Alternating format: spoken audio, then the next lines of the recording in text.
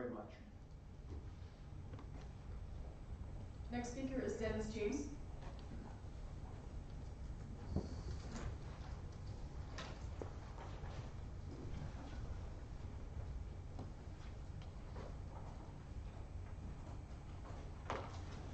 Dennis James, 4434 Red Tail Lane, Janesville, Wisconsin. I'm the chapter coordinator for the Rock County chapter of the Ice Age Trail. It's a good thing you only give me 2 minutes because I can talk forever on the Ice Age Trail. The Ice Age Trail is a 1,200-mile hiking trail from Interstate Park in St. Croix Falls. It winds down through Rock County, which is the southernmost point of the trail, but not the halfway point, and finishes in Pottawatomie State Park in Door County. The Ice Age Trail in Rock County begins in Albany in the west and exits at Clover Valley on the east side of the county.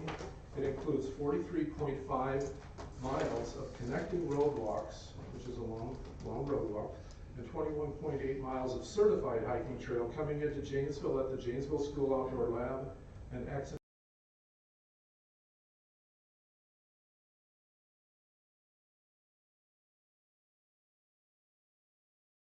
to develop and plan for the Rock County.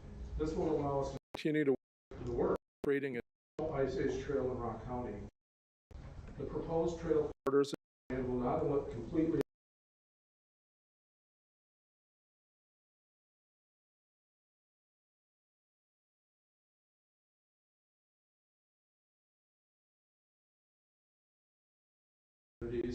and we hope to make Evansville a trail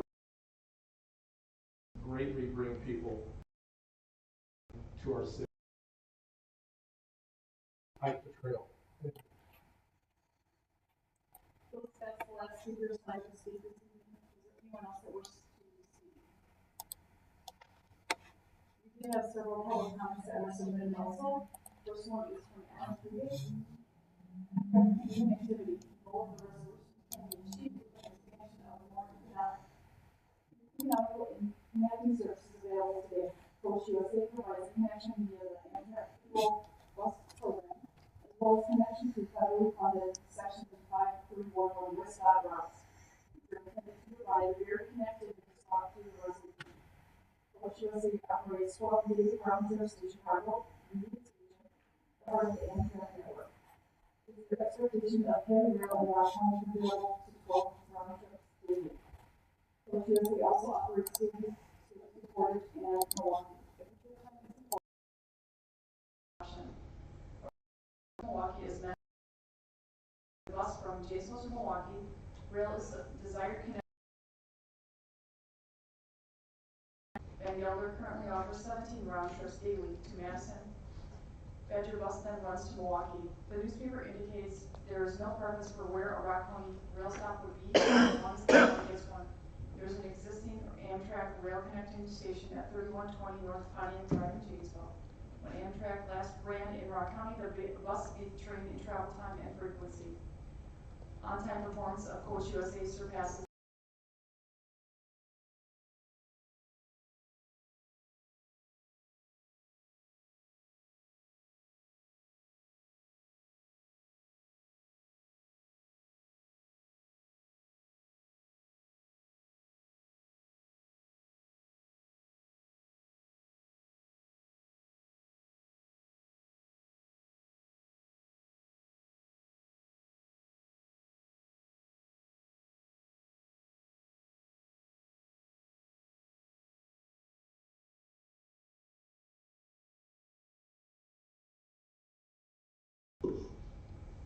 Second one is from Christine Rebout from Janesville Convention Visitors Bureau. I'm writing today to offer support in bringing passenger rail service to Rock County. As a refresher, tourism in Rock County is a key economic driver, with visitors to Rock County spending $237 million in 2021 and supporting 3,716 jobs with a total personnel income of $114.2 million. Rail service is a key component for tourism in Rock County, particularly for international guests who are flying into Rock County to attend events such as the World Water Ski Show Tournament or meetings such places as International Pheasant Seminar sponsored by McFarland Pheasants. Van Gelder Bus Service provides us with transportation to and from Chicago O'Hare and Dane County Regional Airport There's no viable way to use the Milwaukee Airport to come to Rock County. Rail passenger service includes access to Milwaukee, would allow us to use Milwaukee's airport and improve access for international guests. Passenger rail service is also a vital mode of transportation of those with disabilities who are unable to drive independent vehicles. Visitors to our office who are visually impaired or have other disabilities which may make them unable to drive their own vehicles often ask for information on passenger rail service. We are currently unable to assist them. As the parents of a young adult with disabilities that prevent her from independent transportation, rail service would allow her greater opportunities to travel independently and gain vital life experience that result from travel. I'm happy to talk further on this issue and answer any questions you may have. The third one was submitted by Dan DeFore. Thank you for allowing me to provide my remarks on the continued closure of the County Treasurer's Department office due to COVID-19. I read about this morning's Janesville Gazette and was amazed to learn that it was still the case. Please consider the following. President Biden just announced this week that COVID-19 was over. Our country, our county, and our schools are open and have all returned back to normal for months now. According to the Gazette article, this departmental office is the only office which remains closed to the public due to COVID-19. This office is funded by public and therefore should be open to the public. Since the treasurer's position is an elected position, which is not on the ballot this November, I support and thank Supervisors for proposed resolution this evening to cut funding to this department in the 2023 budget if this public office is not reopened soon. I thank this board for continuing to focus on the needs of its constituents and the needs of the public. That is the last of the public comments submitted. Any supervisors with comments tonight? Communications? Anything from staff? Thank you. Next item, please.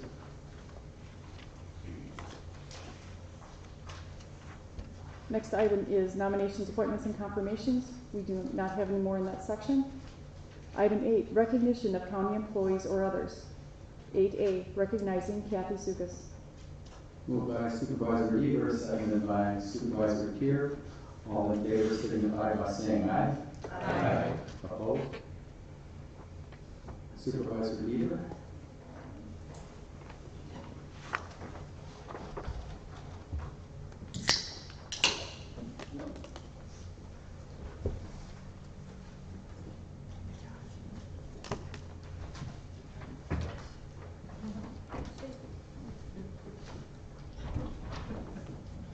You really don't want to fall over that little microphone thing on the floor. I would not give it a thing.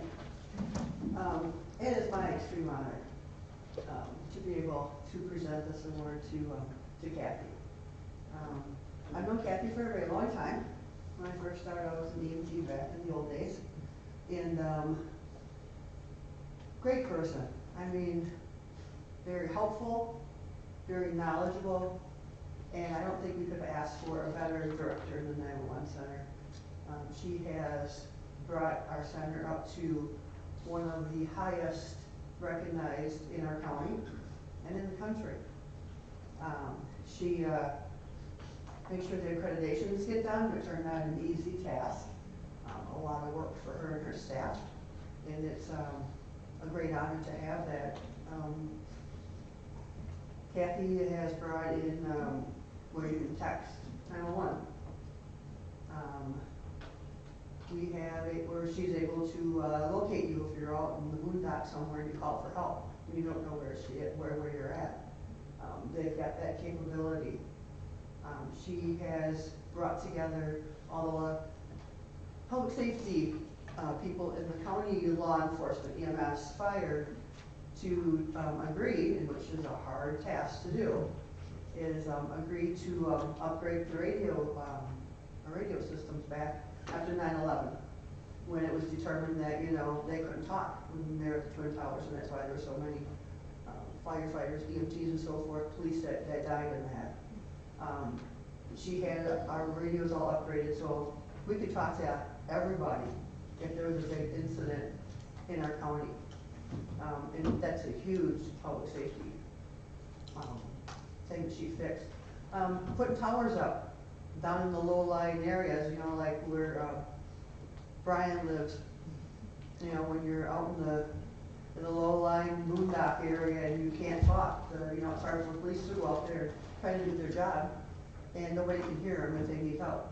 And the same thing with the fire and EMS people. You get out in some of the rural rock counties and you don't have that communication. So upgraded towers to make sure that our fire, EMS, police could talk and get a hold of dispatch if they needed to if something were to occur. So, I mean, there's just a whole list of things that she has done. Brought the 911 center up to that high expectation in her staff. Very professional, and that comes from the head on down. You know, if it's your boss that wants and expects that your staff is going to be like that, and like I said, very professional. I worked with them for years, so you know, I'm really sorry to see her go. And I told her at public safety the other night that, you know, I think there's a misspelled word or something in her resolution, so you know, we're going to have to go back and redo it. And it could be a while before it came back. So that it didn't work though. She said it didn't have hearing, so going. So anyhow, we're gonna miss her. The county is gonna miss her, and I'm sure things are gonna be fine. But you know, we get used to working with someone, and the expectation is there. Man, awesome person. I'm really sorry to see it go, and I understand, but we're all gonna miss you. Your smiling face. So anyhow. Kathy Thukas began her career at 911 Emergency Communication in 1988 with the City of Beloit as a public safety technician. And whereas Kathy began employment with Rock County in 1993 as a lead telecommunicator in the then newly informed communications center that opened that same year. And whereas Kathy was promoted to operations manager in 1996 and was appointed director in 2013. Whereas Kathy was named the National Association Public Safety Communications Center Director of the Year in 2018. And whereas Kathy provided leadership as Director for the Communications Center in its 8th accreditation award through the Commission of Accreditation of Law Enforcement Agencies. The center has been accredited since 2000, making it the longest standing accredited communications center in the nation and the only one in Wisconsin. We are so lucky to have her. Whereas during the tenure, Kathy has positioned the center as a leader in adopting technology, been a strong advocate for her staff, and worked to create positive workforce culture. Whereas Kathy has also been a leader in promoting positive morale among public safety agencies in Rock County, including creating, directing, and choreographing music videos, yeah, we did, promoting emergency services that received millions of views on YouTube. And whereas Kathy is going to retire from public service on November 8, 2022.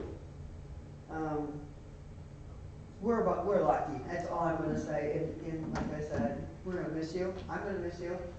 And enjoy your retirement. Go have some fun. Do something that you really want to do now. Yep. And you don't have to worry about phone calls in the middle of the night anymore. Congratulations. Good.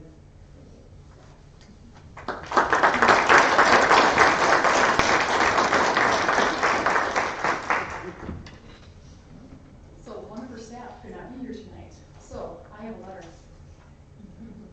Hi, my name is Kathy Churchill, also known as the other Kathy at 911. I would like to start off by saying I'm sorry I could not be there in person this evening as I'm away at an MABAS conference. I would much rather be there in person to deliver these words myself, but I am there in spirit, so thank you, Lisa, for assisting this evening. I began my career in 1991. Yes, I'm making this evening all about me. Haha. Working night shift in South Beloit. I remember listening to Kathy on our scanner when she was in Beloit and wanting to sound just like her. She was confident and so well respected by everyone that worked with her on all levels. I got my chance in 1994 when I was hired by Rock County and was able to watch the entire transformation begin. Kathy is a high-level performer and would give would never expect anything from us that she was not willing to do herself. She had a vision and knew if we could just get through the hardest years, it would be worth it. We worked overtime. She worked overtime. She even worked through holidays on her days off for those of us with kids, so we could spend time with our families. There were some dark days in those early years, and I honestly don't know how we made it. The strong survive, for sure. We had very little policies or procedures to speak of when Kathy was promoted to operations manager in 1996. With the hard work of Kathy and Dave's leader, in those early years we watched one of the greatest 911 centers in our country build its foundation. The foundation I speak of is not brick and mortar, it's people. Kathy had a vision, even when the rest of us did not. Kathy always invested in the people that worked inside that brick and mortar building, because those of us who braved the early years knew one day we would be the best of the best, and we would take pride in what was accomplished and the hard work it took to get there. When I say Kathy invested in people, there's no more powerful example than the act of kindness Kathy gave us just before Christmas 2021.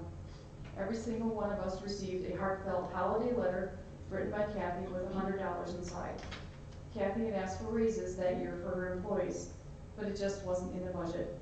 Kathy had received a raise that same year, so she took her raise and gave it to her employees. This is the kind of leader Kathy is. Kathy's moral standing is always do the right thing. Kathy's driven by doing what's right and has never been motivated by money. It's no surprise to us who know her that she gave back because she could.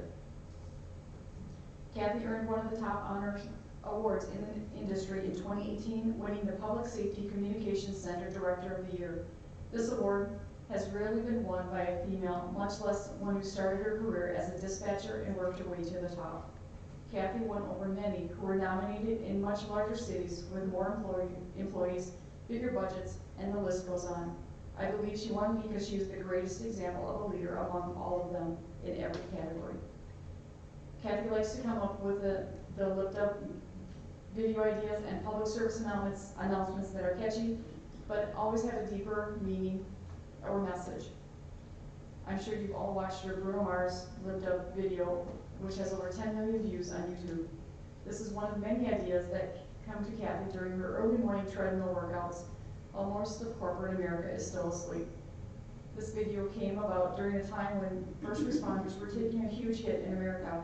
Yet Kathy had a vision to show these responders are just regular people who can laugh at themselves, maybe put the community at ease a little, showing that they are just like us, and most of us can't dance. I could go on and on about the many things Kathy has done to make us the best, and all the programs she has spearheaded in order to make us leaders in the industry, but to say nothing about the impact she has made as a person. She believed in us when we had this vision of where we would be today. I don't know how you can find one person to take her place. I can't thank Kathy enough for all the years she's dedicated herself to the 911 profession on the local level, state level, and even on the national stage, and her support of our profession and the future of our profession going forward. Enjoy your next chapter, Kathy. It's well-deserved, and it's been an honor working with you. I'd also like to thank Dean, Aunt, Allie, and Brendan for the support you have shown us over the years in dealing with Kathy, after years of us testing her patience, sanity, and mental health.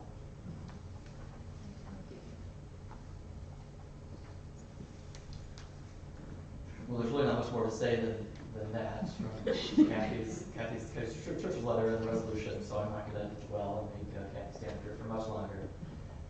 Obviously, it's the big things, the accreditation, the awards. It's the small things.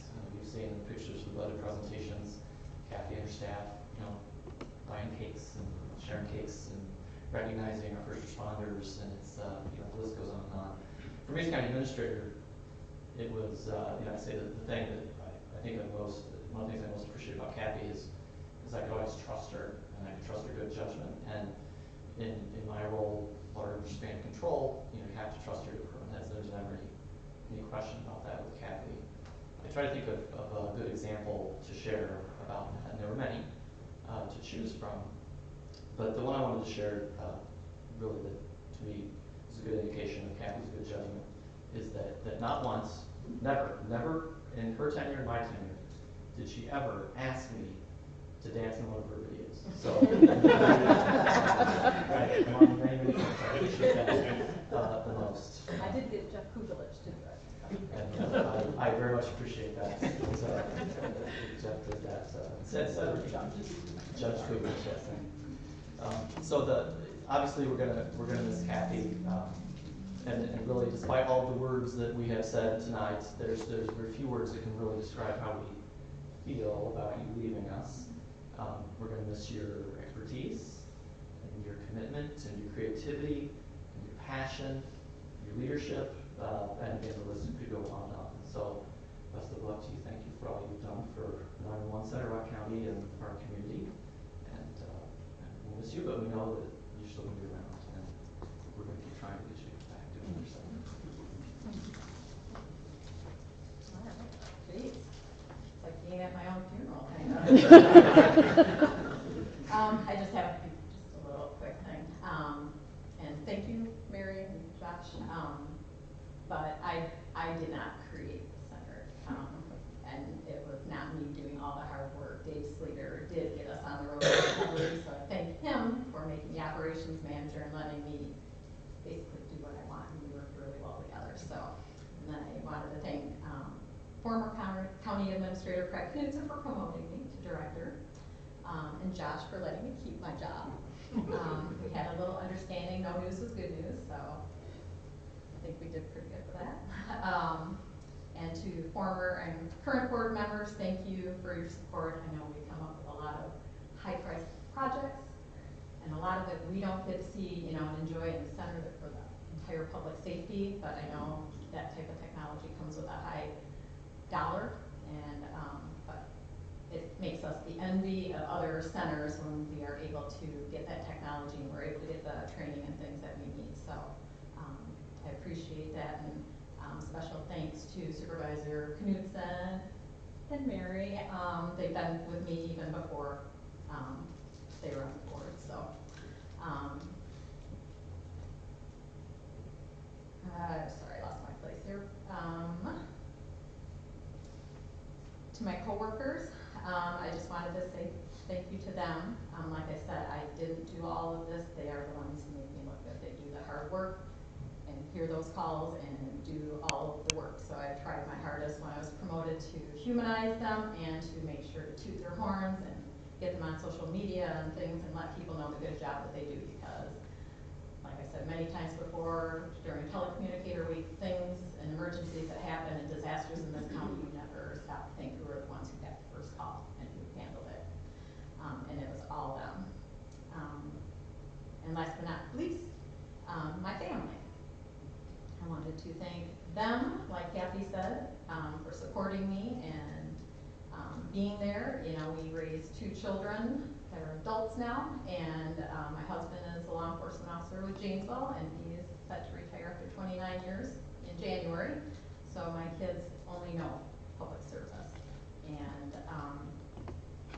there's a lot of things that you miss when I'm working during the day and he's working third shift, and we just tried to balance it the best we could with the support we had, and I think they turned out pretty good, and they are both I guess helpers and community leaders themselves. And my son is a law enforcement officer with Janesville now too. My daughter does nonprofit work and mission trips and things like that, so I think we did a good job with them. So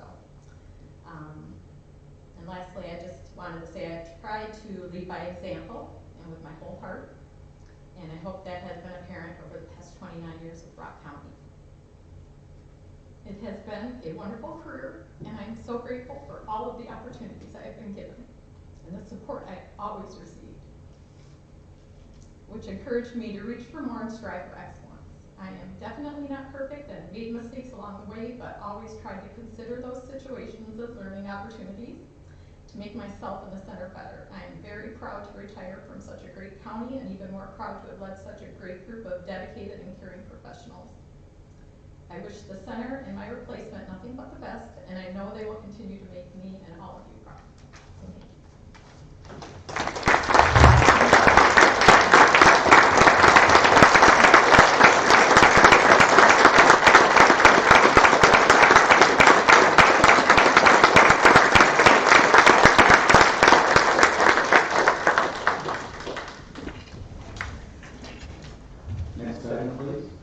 Item 9, introduction of new resolutions or ordinances by supervisors for referral to appropriate committee. Any supervisors wishing to introduce a new resolution, please bring it forward at this time.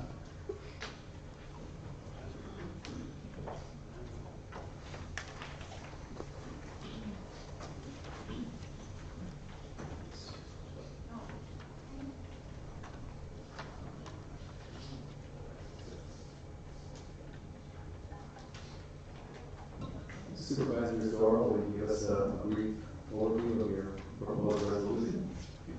Yes, and thank you, Mr. Chair. This resolution is to adjust the Rock County Treasurer's Office budget to match service levels. Not everybody knows, but the Rock County Treasurer's Office has been closed now for nearly 3 years due to concerns over COVID. But other public-facing offices at the Rock County Courthouse are open for in-person business. Recently this week on the September 18th, President Joe Biden declared that the COVID pandemic was over. And there's alternative payment methods, such as by phone or website. But the problem with that is it causes our residents additional expenses and service fees to do it that way. I've had constituents tell me that they don't feel comfortable leaving large amounts of cash in drop boxes without an immediate receipt. And you also can't get change from a drop box. If you do want a receipt, there's additional expenses that you incur by having to go out and purchase an envelope and return postage, where that wouldn't be the case if you had in-person service. Not offering in-person service at the Treasurer's Office is discriminatory to unbanked and underbanked residents, which according to the FDIC are disproportionately among lower income households, less educated households, Black households, Hispanic households, American Indian and Alaska Native households, working age disabled households, and households with a volatile income. And these discriminatory effects of keeping the Treasurer's Office closed in-person transactions are inconsistent with Rock County values and vision for diversity, equity, and inclusion. And so these reduced service levels to the public justify reduced budgets. In the Janesville Gazette, the Rock County Treasurer was quoted by saying, "If people come to the office door to make payments, staff members absolutely opened the door to process payments and never turned anyone away. But when I went to the door this week and I knocked on the door at approximately 4:18 p.m. on September 20th, I waited in that hallway to see if any department staff would open that door from the inside. And I was there waiting until 4:25 p.m. No staff from inside opened that office door." The Rock County Treasurer was quoted in the Janesville Gazette saying, and I quote, "There are 4 staff members in the office," and I quote, "There are only 2 people in this office that know what we're doing." Rock County taxpayers should not be paying to staff an office with 4 people if only 2 people know what they're doing. Those are her words, not mine. So what this resolution does is it suggests that we set the 2023 budget for total expenditures for the Treasurer's Office to be $216,348, which represents a 50% reduction from the 2022 budget if this office is not fully open for in-person business before December 31st of this year. I'd also ask the board that when we vote on the budget in November, that we approve no increase whatsoever for this office. And I encourage the board to listen to the comments from our constituents that called into WCLO this morning on the radio show, and listen to those comments. Everybody that called into that show agrees with this action. Thank you.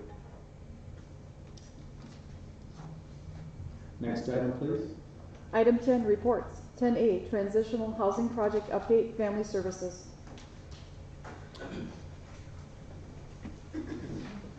Josh, did you want to say something to start off with? Kate's going to make an introduction.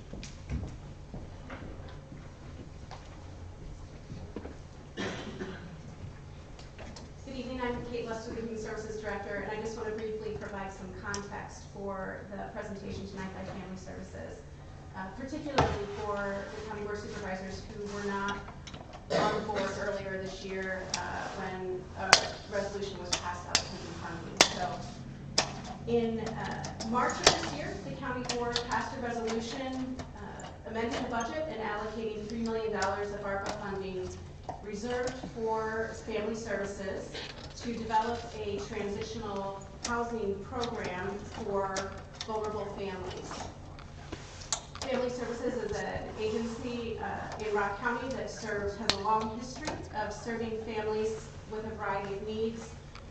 We also have a history in Human Services of partnering with Family Services to provide prevention, early intervention, and support services to a lot of the families that require other Human Services related programs. So back in March, these funds were allocated. Within the resolution, it was noted that Family Services would further develop their plan and proposal, and that a subsequent report would come back to the board, and then ultimately a second resolution to enter into agreement with Family Services and release those funds. And we expect that that second resolution would come back before you soon, possibly as soon as the next county board meeting. And in preparation for that, the Family Services staff are here tonight to give you an update about everything that's transpired since March when these funds were allocated. So I would like to introduce Kelsey Hood as the Program Director for Family Services, and also here tonight we have John Flater, who's the Executive Director, and they're going to give you an overview and be here to respond to questions about their progress in the plan.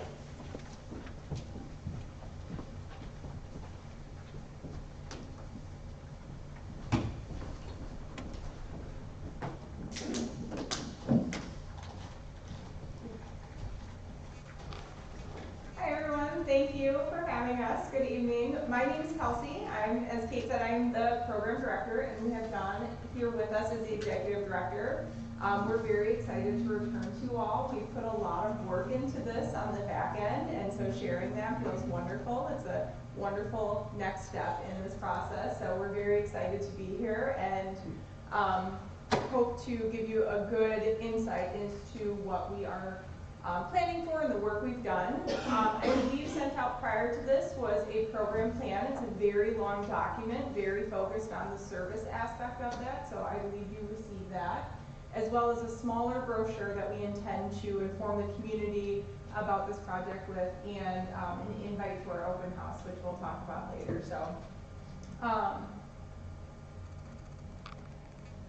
So again, just as kind of a broad overview of what we're planning, the tangible aspects of this is that we're hoping with this transitional living project that we will be able to have a facility with 17 apartments where families will be able to reside with us at a temporary basis, but a longer term than emergency shelter. So around 2 years is a pretty standard model for transitional living. And this is a key component, this transitioning piece is a key component between going from being unhoused or homeless to permanent housing. And it gives families that stability to be able to navigate the obstacles and build a foundation that's really going to set people up for success as they move forward. So with this facility, we're looking at 17 apartment units with offices for services on site. So that way we can provide those supportive services and the case management piece, the referrals, the information right at this residential facility so that families can access them when they need it. It's right there. There are no transportation barriers or issues or anything like that. And we can really provide holistic services. Common areas for families to connect and for us to have a community-like atmosphere here, as you see in a lot of multifamily facilities, and then a connected child care piece, which is so essential, not only as working in housing emergency shelter right now, but as well as just generally in the community. We continue to hear about the need for child care as a huge barrier to be able to move forward with your goals. And so this facility, we're hoping to have a connected child care. And one big piece that we've been working on is that we've set an intended location at the former Royce School in Beloit. So we're very excited. That facility has a long history of serving families and being a huge kind of marker in our community. So we are excited to move forward with a future of continuing to serve families there. We don't want just this location to just be for the residents and kind of this impenetrable bubble, if you will, in the neighborhood. So we'd like to include in our building designs a playground for the neighbors as well, so that the families who are staying with us still feel connected to their neighbors and feel as a place of the neighborhood. So we can improve the community, we can offer something to the rest of the neighborhood by having a playground on site that's used by both the neighborhood and the residents. But for the residential piece, our target population is unhoused single parents with young children. And by that we mean elementary aged and younger. And that is so that we can look at our most vulnerable families, those with some of the largest needs to move towards permanent housing, while having a multi-generational approach to addressing housing instability. We can work with the parents of the family to address those concerns that have created the housing instability, while also working with the children to navigate the adverse childhood experiences that they may have had while experiencing housing instability. So we have this multi-generational approach that we think will lead to greater success as these children grow to become adults, who become to parent, and we're now looking at the next generation. And like I was just mentioning, focusing on supporting that cognitive development, addressing those adverse childhood experiences, and again with those holistic wraparound services right there on site so they are easily accessed and available to these families that we're working with. Yes. So some of our overall goals with this spans across a variety of different areas. Of course, first and foremost, our goal is to support these families so they can move from homelessness to housing self-sufficiency. Not just from homelessness to the first available housing option, but they can really take the time they need to exhale, look at what has created this housing instability, look at what barriers they're facing for the permanent housing, and they can set themselves up with a stable foundation to move forward and be stable ongoing, and not just take the next opportunity they can have for something that they're not going to be able to sustain for housing. So support these families, but of course we also want to support the workforce development. So we consistently see that the housing instability of the families we're currently working with our emergency shelter, that instability is a challenge for them to obtain new housing, or to obtain new employment, but also retain that going forward. The uncertainties that come with that negatively impacts their ability to build those relationships with employers, to stay in those employment facilities, and of course, childcare is a piece of that. So we also know, and the goal of this project is to support our workforce development here in Rock County, and then reduce the multi-generational poverty, as I had mentioned. We also want to look at this facility, this program, as essentially somewhat of a prevention for more severe or more significant crises that the families may experience. So if we can intervene earlier and wrap these families in services and provide that housing, that temporary housing opportunity, then hopefully we can also prevent interactions from like crisis mental health services or child protective services, because we're able to provide some of those basic needs and then set them up for future success. So we're hoping that we can reduce and prevent some of the needs for crisis services through this project, and then of course promote the children's social and academic success, because if you have a stable home, you have access to quality childcare with a good curriculum, you can succeed better at school, you can do better in the classroom. And if you're doing better in the classroom, that means your peers are doing better as well, because we can have better interactions with those teachers, and we have a better environment in the classroom. So we have a lot of goals, and we know that what we're hitting with this project hits a number of different areas that are going to positively impact everyone. Okay, so this is the kind of the tangible piece. So what you're seeing here are the preliminary drawings of the renovation of Roy's School that were done by Angus Young. So walking through this, I will take a few of the different drawings and kind of walk through what we're thinking about. And so this will be one site with the child care and the residential piece all in one building, with the appropriate barriers set in place so that there's privacy for the residents and we meet the child care requirements. So for the residential center, again, we're considering we are looking for 17 apartments, and so these would be individual apartments so that these families can have a private space, that they can have their own bedtime routine, they can have private family meals, they can do pizza and movie nights, and all those things that we do in our private homes that help us build relationships between parents and children. They can do that in these apartments and have that space to really build relationships. But also having common space so the families can then come together and have play dates, and again, all the things that we see people in their own housing doing, permanent housing doing in the community, we'd like to provide at this site. Our counseling and supportive services are key to this. You can provide somebody housing, but it's about those services that you can wrap around and you can move them forward and you can help them navigate the challenges. So having those on site is going to be vital so that we can ensure these families' success ongoing beyond this residential component. So right here on site, we will have these offices so our residents can easily access them. And as indicated in this drawing, we will have a separate access area for our residential families, again for their privacy. So they'll be able to access without going through the child care and to meet our child care component requirements. And that brings us to the child care facility and the community center. So that would be what is now, if anybody's familiar with Roy School, what is now the gym, so towards the front of the facility. The child care will be accessed by residential families. We would like to open this up to non-residential children as well, so children from the community. So if we are serving 17 families, we can anticipate somewhere between 20 and 25 children may be on site. And Family Services is currently negotiating and navigating contracting with an experienced child care service provider to provide these services. That's not our area of expertise, so we're going to let some of our very knowledgeable community partners do that. But within that, we would reserve spots for our residential children while opening up this child care to non-residential children. So this would be meeting another community need because we know within Rock County, especially in this area of Beloit, we have a significant child care shortage. In these communications, in these negotiations, we've talked about the quality of child care. We want to make sure that these children are getting quality access, especially again, if we're talking about working with children with adverse childhood experiences. We want to make sure that this service provider is attentive to those needs, understand working with children who have experienced housing instability and how to navigate those needs. So that's a key component for our discussions here.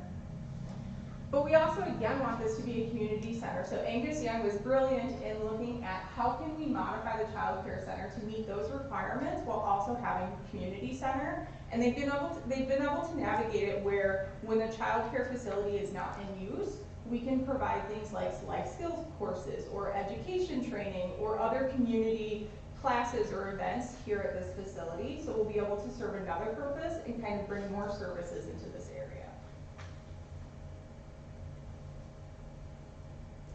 And then some more of our outdoor neighborhood space. We've been very focused in relaying the need that we don't want this again to be kind of that bubble that's set in the middle of the neighborhood and can't really be accessed by any of the neighbors. So having that playground space, but also having very inviting. We'll have non-residential children coming to the center and then having our community classroom. Trying to invite the neighborhood in as much as we can while maintaining confidentiality in all of those pieces. So eligibility is key, but pretty simple. Again, we're looking at we're talking about unhoused single parents with young children. So children that are elementary aged and younger with a history of housing connections in Rock County. So while we're looking at being located in Beloit, and that's our intentions, we really want this to serve the entire county.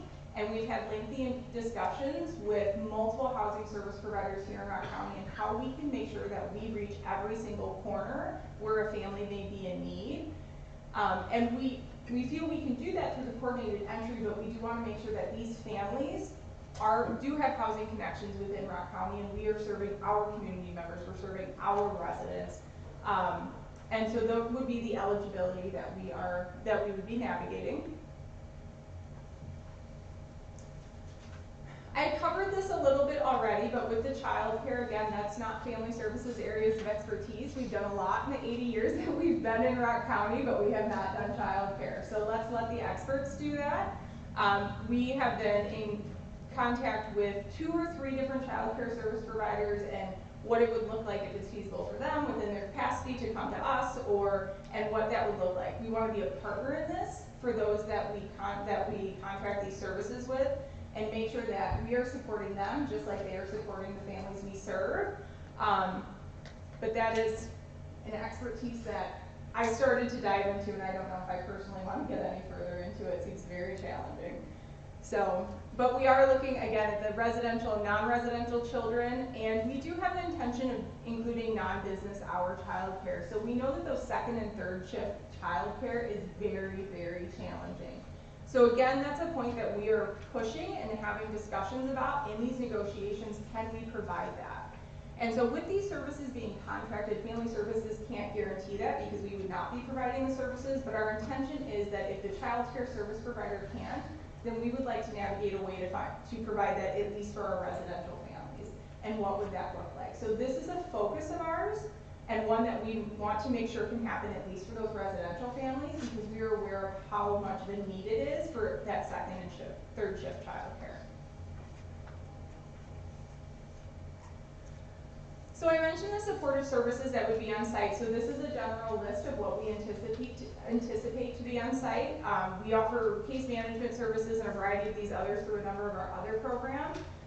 So we're experienced in providing these, and this is what we think would be most effective for the family. So looking at those case management and those assessments of needs. So talking to the family and figuring out what are your biggest hurdles right now, and what would it look like for success for you and the family, and we can target those services and that case management to essentially navigate those and make this the most effective plan for the family.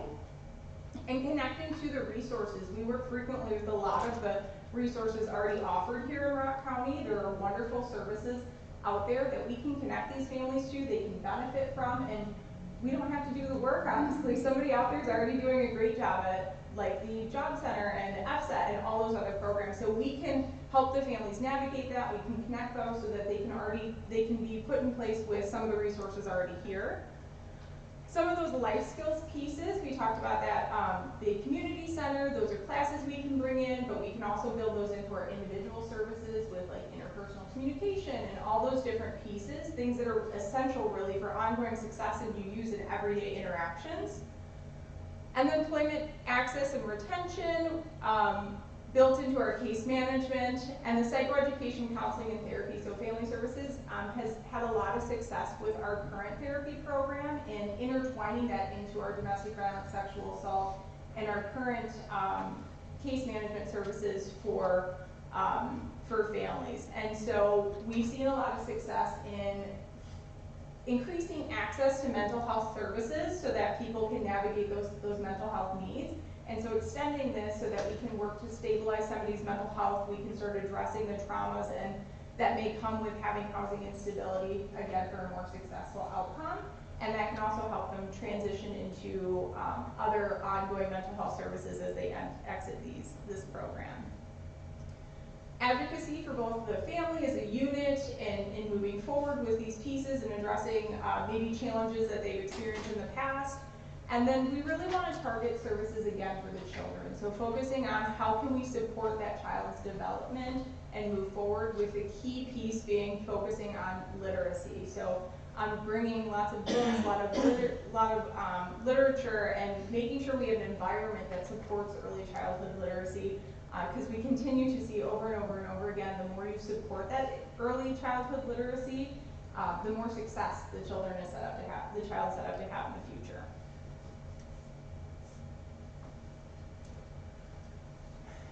So aftercare services are important as much as we would love for people to leave the program and to be 100% successful and to never experience another hurdle again. That's unrealistic. Unexpected things pop up, things that we didn't plan for, and so instead of having this derail the families, we would extend these aftercare services so that they still had somewhat of a cushion or somebody to help them navigate these unexpected challenges that pop up, because they happen to everyone. And so we would extend the case management and other services to offer ongoing follow-up to these families. It may not be at the same intensity level, it may not be on a weekly basis or whatever it looked like when they were residential, but we can check in regularly and increase that amount of time as the family moves further and further away from their exit date from our residential facility, because they will need us less. That's the hope, right? Is that they will need us less, but we still want to touch base to make sure that we can, if something does pop up or if something unexpected happens, they've got somebody and they know they have somebody in their corner that's like, hey, we can do this. This doesn't mean that it's going to derail everything. navigate with the case management and all the other services. And the wonderful piece about the child care services is that the families could transition from residential child care to non-residential with really the child not being aware of anything, right? We can help the families, the parents navigate that change, but the child's still working with the same child care service provider. They're still coming with the same kids. They're still seeing their friends every day. So we'll still have that continuity of services for the children in the child care pieces. They transition from residential to non-residential. Unfortunately, we know that not everybody is always successful in housing programs. That's a piece that happens with our emergency shelter, and so sometimes, unfortunately, families are involuntarily terminated, and that's something that we want to be prepared for in this program. And so, of course, these involuntary termination will only happen in extreme circumstances, as we listed here, with a key emphasis on safety for the family and the staff and other families that are there. But being prepared for that as it does happen, and still navigating with these families, see if there's maybe a service that's more appropriate for them and their needs at the time. But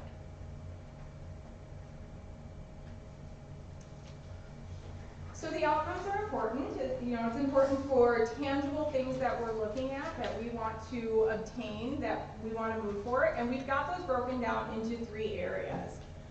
So our adult participants, we really want to look at them in their self-sufficiency, moving from in crisis to stable or thriving in those various different domains that make up self-sufficiency: income, employment, health, housing, all of those different pieces. We would like to see progress and movement there for our adult participants.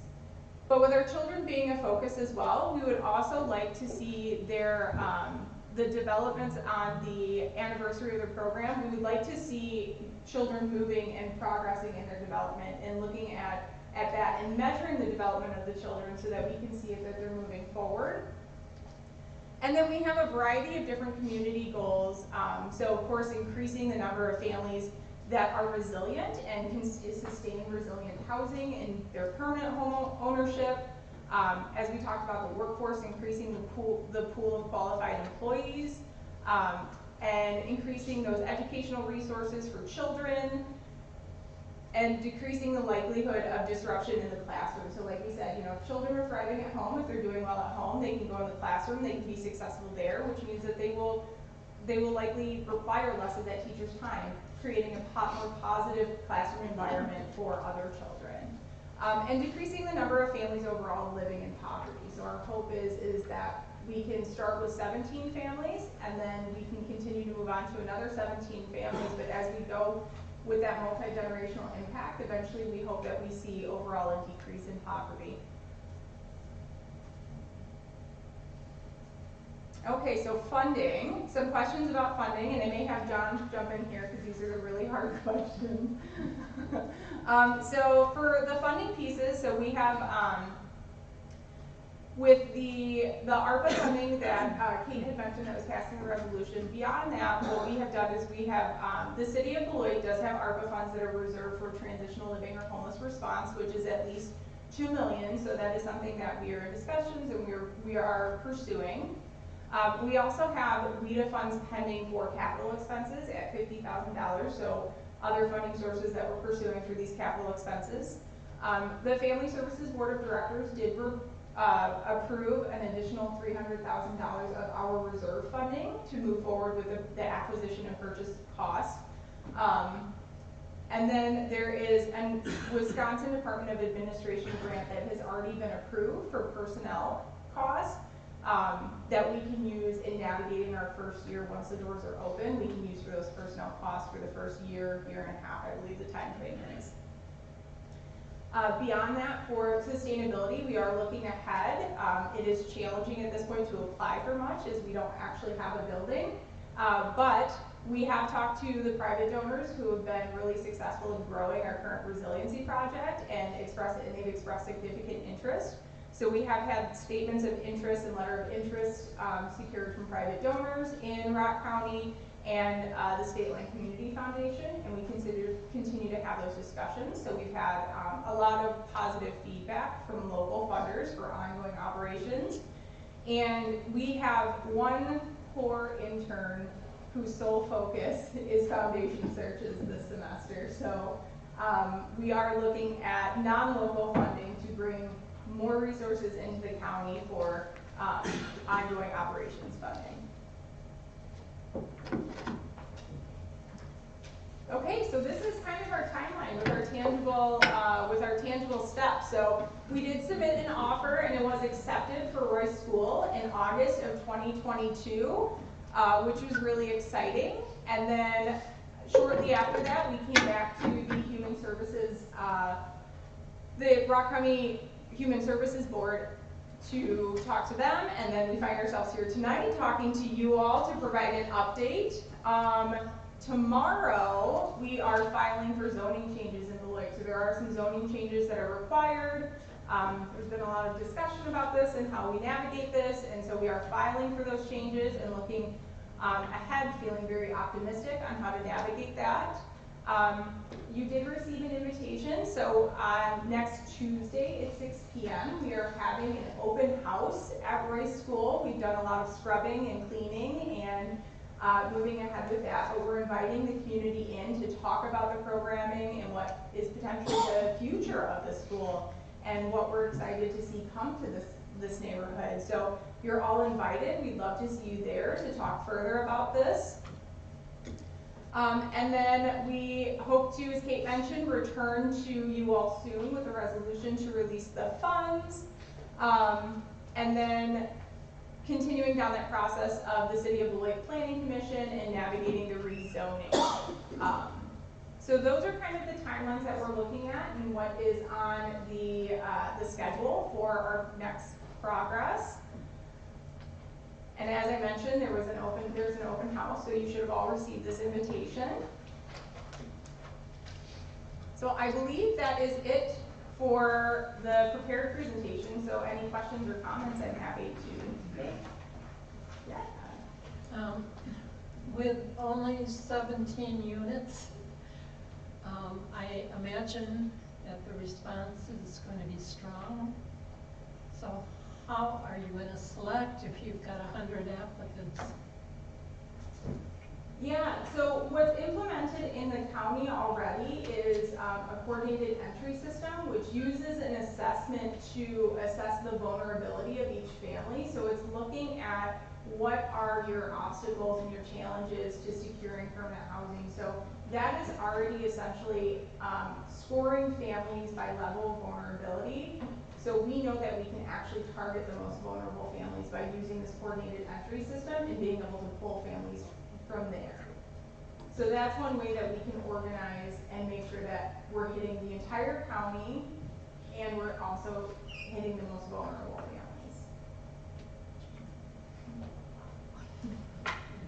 Yeah. I'm just going to kind of point. I'm sorry, I don't know. Thank you.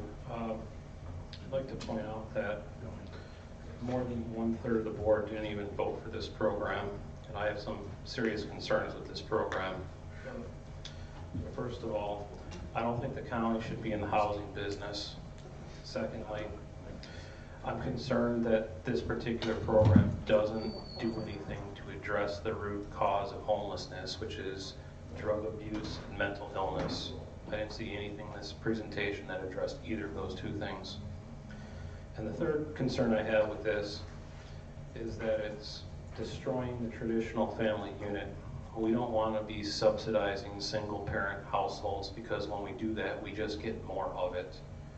I would much rather see this money spent in a way that would say, go to newly married couples, give them a loan for a house, and then let's say give them a 20% discount on that loan for every single biological child that they have, because that would actually do something to help get our birth rates up.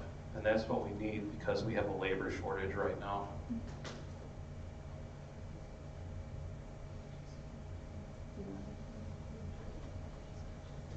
Hi, I'm John Flegger. I can't let Kelsey do all the work on this one tonight. Those are very cogent concerns. I think we're philosophically different in our perspectives on this.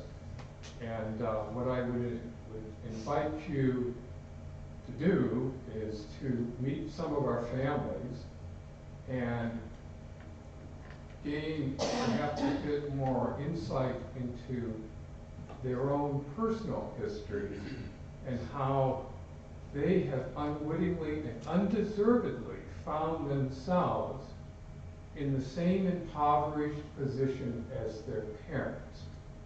Because their parents were struggling, they were difficult living situations, and the families that we work with are doing the best that they can with a very low hand of cards. This is an anti-poverty program, because if we can influence the trajectory of multi-generational poverty, we've made a difference. I would offer the challenge as to what we should be doing for the children who are growing up in very chaotic, difficult circumstances, not by their parents' choices. I've yet to work with a family where the parents do not deeply care about their children. And I can say that having worked with some very difficult families, including sexually abusive families. What we see is people trying to make the best of their lives and not being able to do a very good job. We think that for this population, we are going to have an impact for many years to come. I would also amplify Kelsey's point that if you think about or talk to school administrators as to what are the significant challenges facing the classroom teachers, it's teaching a student population that is all over the spectrum in terms of preparedness for school, preparedness to learn. The result of that is a lose-lose. Those bright, engaged kids are having trouble because they're not getting the attention that they deserve, and those kids that aren't prepared are having a very difficult time, not only academically, but socially. I'm not going to pretend that this project is going to solve all of the issues related to poverty, but I am going to contend that this is an approach that does have some legs to it in terms of making a difference. We're already doing much the same work right now with our Neighborhood Resilience Project. We're here to add to that because we've learned from our work in working with these vulnerable families that if you can't help stabilize the housing, you're undercutting your impact on that family. It only makes sense. Secure housing needs to be the basic platform. If you don't have relatives that can look out or help you, then you're left in a pretty difficult place. We want to empower these families. We want to see the next generation do better than the current generation, which frankly is what the parents that we work with want. This is really about their children, and they know that. Thank you. Yes, thank you. So I don't think I got the total number of the capacity that the child care center that you have will serve. What's, is it just, I know you said it's the folks who are residents and then non-residents. I think I heard like 25 or something like that. We're looking at a total of 70, 75 in that range. We're looking for feedback from our service providers and what they feel comfortable handling and the whole age group issue on that. We're projecting that around 20 of those children would probably be from the residential facility, which would then open 50 slots to the community. And our goal is to have this as subsidized so that it is that there's no significant financial hardship for the parents. They don't have to make a choice between being able to put food on the table and pay for child care. Okay. And my other question is, currently, well, for quite a while now, Beloit has been doing a child care study. Mm-hmm. the quality of life survey has included a significant part of doing a child care study. And I'm pretty sure it includes most of Rock County because it has different partners that have been doing it. Have you folks been talking to them about some of those needs of child care? Oh yeah, we've actively participated on the quality of life subcommittee since, I believe, January, December, and have participated in the implementation and learning about that and how it all comes. I know that I think the survey just finally went out. Another one just went out recently. So we've been in active conversations, participating not only with our project, but also other ones that they're looking to develop. So definitely participating there. Okay, great. Thank you. Thank you. I also wasn't here when you presented to the board before, but so I just have more of a logistical question. The board committed $3 million in ARPA funds, is that correct? To you guys? And the city of Beloit is going to commit $2 million, is that correct? The city of Beloit has a excuse me, I'm sorry. Hay fever, my fault. No, my parents. The city of Beloit has a resolution that sets aside at least $2 million for transitional living program.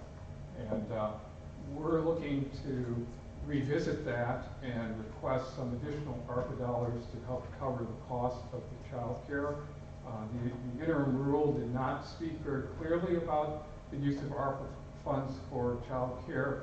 The final rule does, and I think that one of the significant aspects of that is that as long as we have those funds committed, we can provide child care to the end of 2026. So that's a big win for the families. So my follow-up question then was how's that money going to be used? I wasn't clear whether you were using those dollars to renovate the school into apartments, or if you were using it for your programming, or in the original resolution that came before the supervisors in March, it was requested for capital expenses for renovation costs. Okay. And so that's what we're discussing here. Yeah. Is so it'll be capital? Yes. Good question. I think, just so I'm on the Human Services Board where this came before, I think one thing you might want to touch on for the rest of the board to know is that you are going to be having some accountability, SMART goals and quarterly reports and things like that, and that we were also thinking of a personnel review committee for this housing as well, which will keep the rest of the board in the know, so to say, of how this is going with the rest of, or how the actual community is going, because that was one of our concerns, was that, you know, how do you keep them from repeating, coming back in after they've gone through the 2 years? And that's with these goals, that's with them learning the tools needed to be accomplished in our society or have their own housing.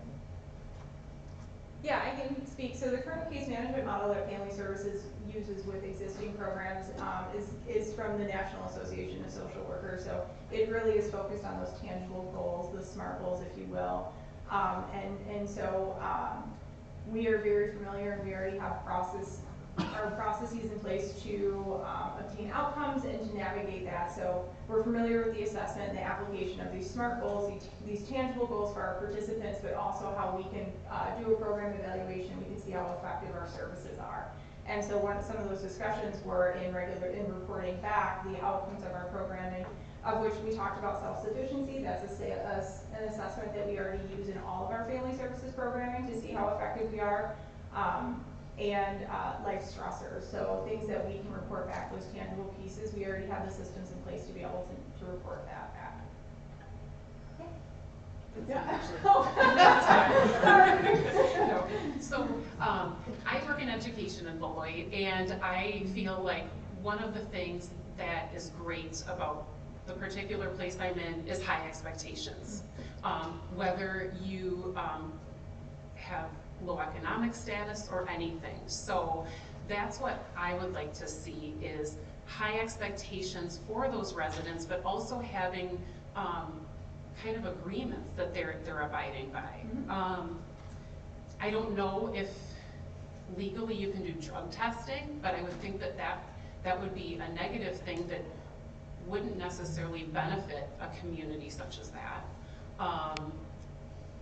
But certain agreements, like I have leases for my tenants and they agree that they're not doing illegal substances. So I think some of those things in place are very important, especially if it is county money, that you need to be accountable and you need to make sure that the people are abiding by the law, but holding the bar high and having high expectations for those people, because if there's a list of 100 people, then the people that really want it and need it are probably going to be the people that have the good outcomes that you're looking for.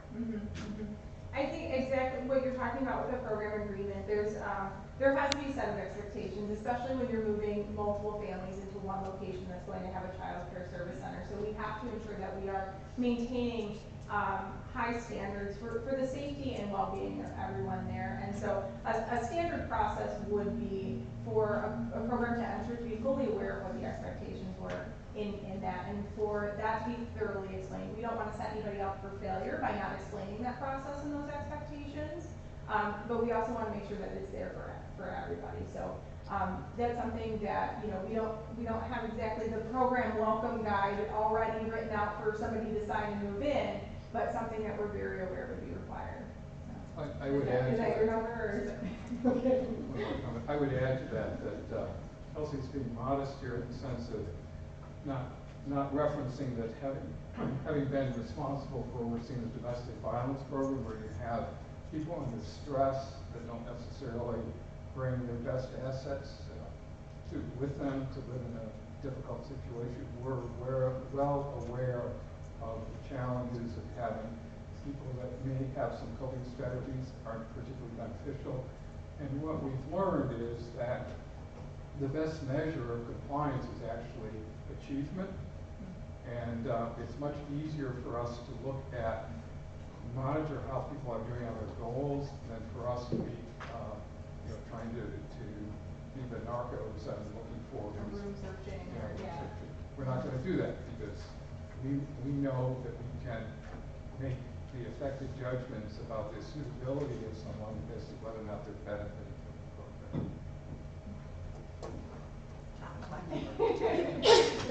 So I may have missed the answer to this because I had to leave for a little while. However, I just want to understand, I don't really know a lot about this whole thing. 3 million ARPA money you want from the county, correct? And that is strictly for remodeling. After that, we have no monetary interest in it, is that correct? So, do you want us to? There would be no further encumbrance or expectation of funding from the county. I think that there's a possibility that the kinds of services that we do provide will create value for the county. No, we will, if we're communicating with you, it's going to be with progress reports and thank you notes. So there's no employees or anything like that that are going to be county? No. So it's strictly the remodel? That's correct. Thank you. I don't know who was first. Thank you. The Royce School, can you give us some background about that? Is that a public school or what is that exactly? It was at one time with the school district of Beloit. Supervisor Stevens, you're nodding your head like you might have more information than I do. So it was at one time. I believe it's been open for... It's been closed for several years. It was one of the schools that was closed, I believe, to open Frozen, is that how you pronounce it? That would make sense. So it's been closed for years and just kind of sitting. Yes. My reason for asking, are we purchasing this building or is it being donated by the school district or what? I'm really confused on how are we gaining that building, and if we are paying for it, how much are we paying for it? The answer to that is Family Services is dipping into our modest reserves, and we're putting some skin in the game. We're purchasing it, so the county will have no exposure on this. And the school, so when we purchased the building, the school district was not the owner up there, so there was no opportunity for the school district to donate that facility to us. Essentially, it was a private donor, who has, while sold the building to us, has sold the building to us at, I believe, a $50,000 loss for their purchase amount, because they believe in the facility and what we're looking at. So the final purchase price, So $110,000. $110,000 from the private donor. But again, there wasn't or from a private owner, there was no opportunity for a donation from the school. In the 17 apartments that you can put in there, has that all been looked at by Angus Young or anything to see that's feasibly can be done? Yes, so we would have to, essentially there is one wing that's all classrooms that would be turned into apartment buildings, but an additional wing would be added on the north side of the facility, or what is kind of behind the building from Liberty Avenue. And then the child care, the gym and the front side would be the child care center. So Angus and Young, who's very experienced and know what they're doing, they've all verified this and they've guided us on a lot of these decisions for what's feasible with that property. Okay, my final question, this is transitional housing. What is the expectation that the tenants there will leave and be able to have their own housing? I mean, we can't have people there for years and years and just pay, have that done. What's your thought on that? Correct. No, there's pieces of this in the program plan, which is a very long document, so it was sent out, so you can look through that, but we would expect a traditional transitional living model is a 2-year program, and so somebody would enter our program with essentially an eye on the end game of moving into housing, but knowing that we've still got some time, and we can look at some of those harder challenges in between. And so the goal would be permanent housing, and we have partnered significantly in creating this program designed with Axe Housing and Neighborhood Works, who support home ownership and purchasing those homes. And so those are partnerships we're bringing into this, and they will have a piece in these programming. So the end goal of all of our services and the eye of the prize is permanent housing and where we would go from there. Thank you. Yeah. Oh, I think he was first. Sorry. No problem. Thank you. I just wanted to propose an alternate way of looking at this, and that's to frame it in terms of infrastructure. We spend money on roads, we spend money on broadband with the idea of, if we spend on this infrastructure, we enable the residents of Brock County to do something. I think this is an example of human infrastructure. What we're building here is a bridge. And we're building a bridge that's going to enable some people, probably not all people, probably not every person that enters this program is going to successfully make it across the bridge. But I kind of argue that it would be transformational if half a dozen of the kids in the first couple of years in this program make it across the bridge into a stable life. There are going to be values that come back to the county in terms of not having to remediate other things because of the success of this program. So I think we need to look at it as human infrastructure. Thank you. I see you're going for zoning tomorrow. Are you assured that you will receive the zoning change? So that is just the application. That's the deadline to submit the application. That is when it is, the application's due. What happens if they don't approve it?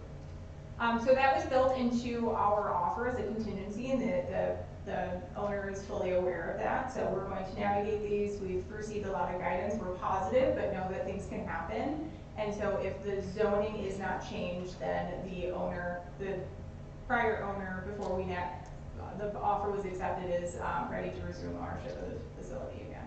And have you had the building checked for asbestos? Did the private owner do that before? Our understanding is that the previous owner has, but obviously that would be, an ongoing it's a contingency. And there was none? There was none, or at least I did not see that in the report. Our town bought a school building, and we had asbestos, we had mold, we had all of these things that had to be taken care of before we could use it. So That would be something, and working with Angus Young, who's experienced in a lot of remodels, that's something that they said we navigate. The private owner has said that there was not, we haven't seen a report on that, but something that we're prepared to explore further. But, yeah. We had a very good real estate attorney draw up the contract, so there should be some protection. There is protection. No, I'm good, thank you very much. Yeah. I'm wondering, I'm familiar with the Royce School, but I'm looking at the location. Is there any possibility, if this was turning out to be successful, would you be able to expand at all there? Create another 10 units or something like that? I like your optimism. See, I'm thinking one step at a time. Let us get there. And that's part of the discussion. So in our discussion with Joe Solomon, I don't think we'd be able to go out, but he has talked to us with other sites that we were looking at, but also with this one on what it would require to go up. So I think the opportunity might be there.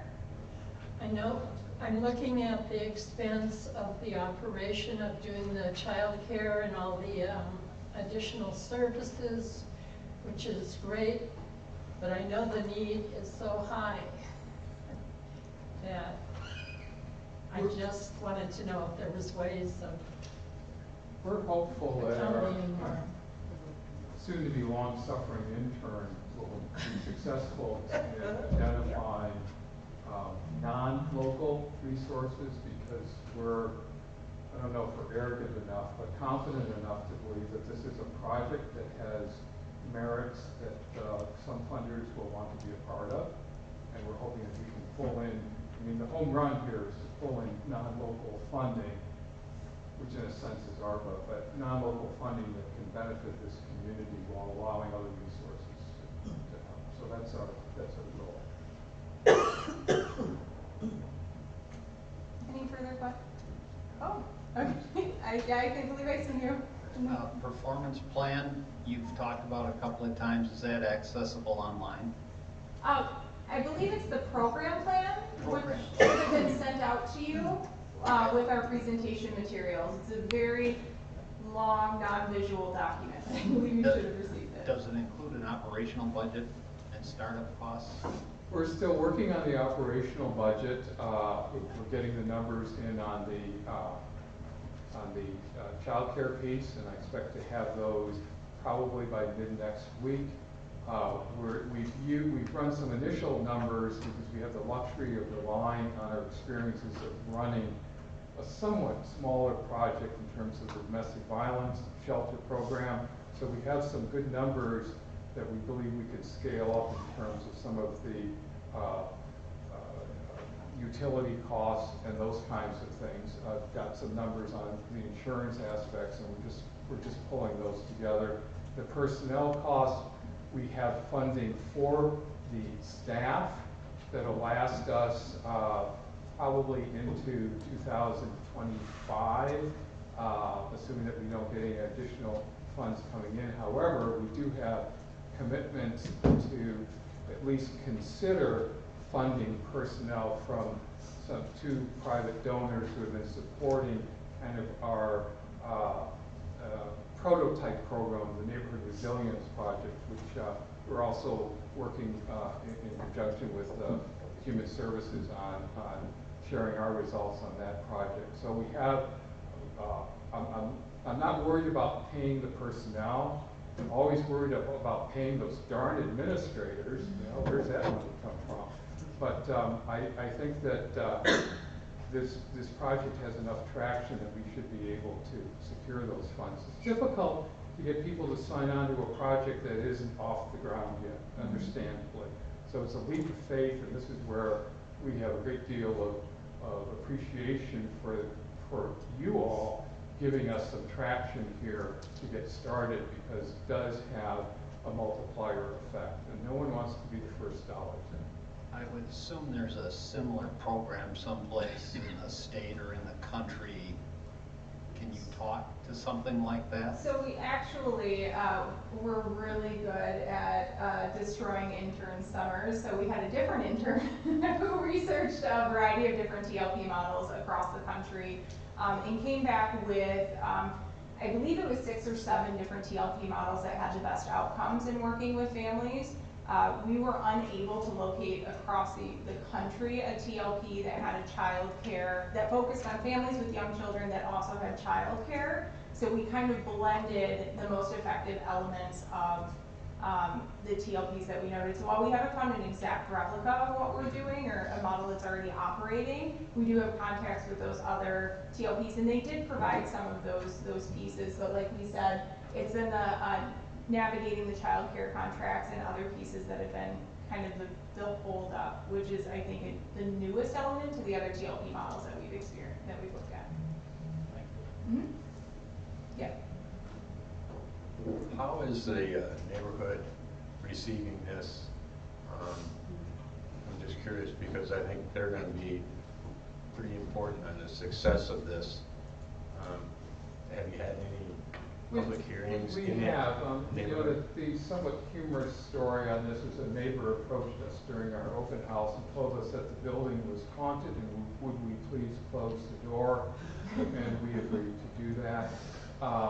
I think we have sent out letters inviting all of the neighbors to come visit the open house and learn more about the project. We can close information. Anecdotally, we have had positive responses, but I wouldn't say that that's been an exhaustive issue or an exhaustive survey on this.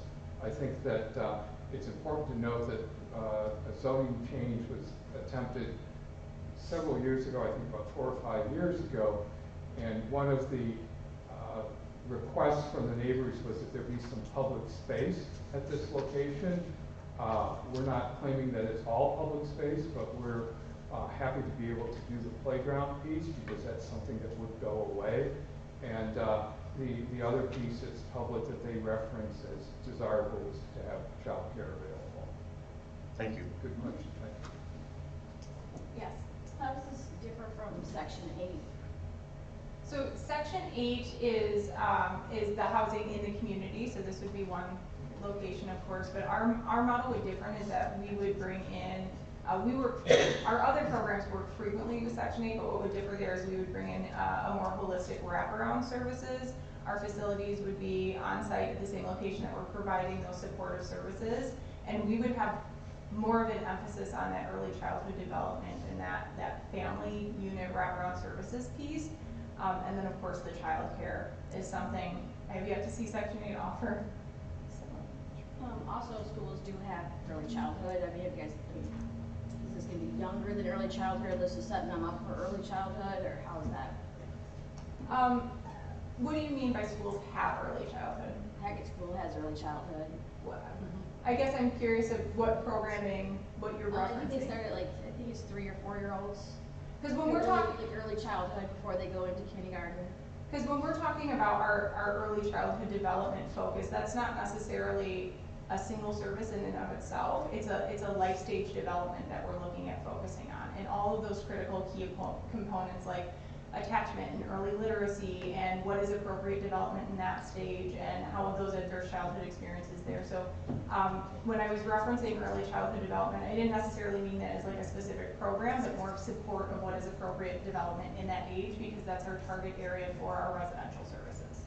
We're struck that it's really critical. The prenatal and birth on cognitive stimulation is so important, and that's where we think that we can really have some impact is those very early years and kind of preparing children to learn, to be able to learn, and at the same time try to minimize their exposure to those adverse childhood experiences, which we make a big deal out of that, but if you Google that, the research is just overwhelming that if you experience significant traumas as a young person, you're cutting years off your life. It's a long-term health issue, and that's just not okay. So we want to do what we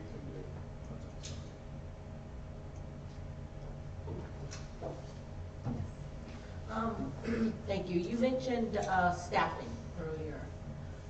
So this takes me back to one of the issues about childcare.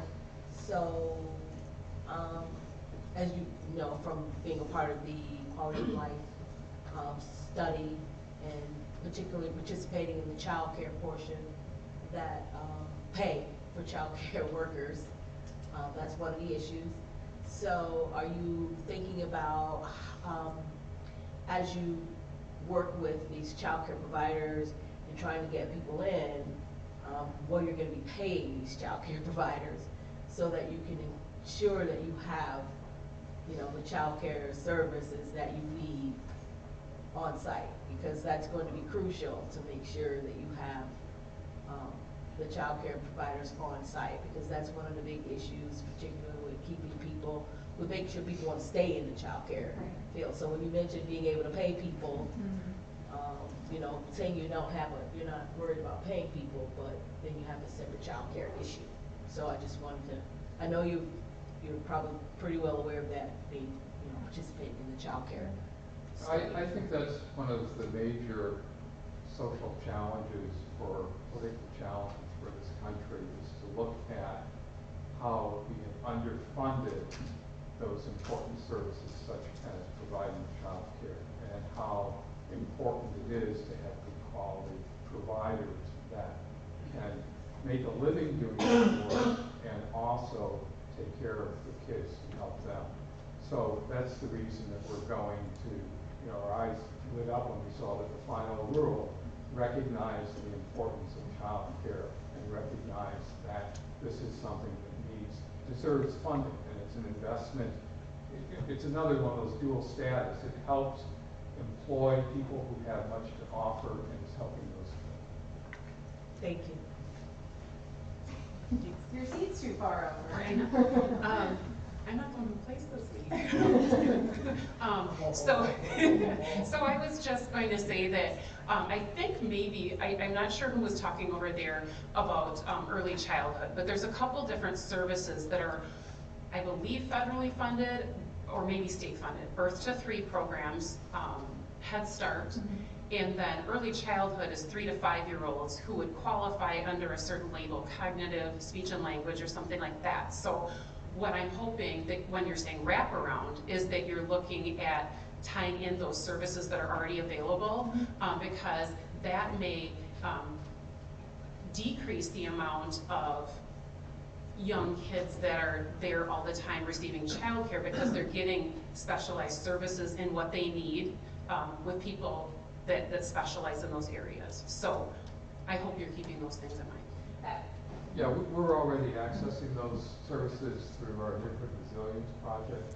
And one of the things that I'm hearing is that it would be really significant to be able to augment and team with those services. Because I think for a lot of these things, and I'm not, I mean, this does happen where it's a once a week visit, and that's helpful, but that's not sufficient. And we think that having our families kind of on the site where services can be provided, we can increase the frequency of those magical teaching moments and reinforce behaviors and encourage the parents to be successful.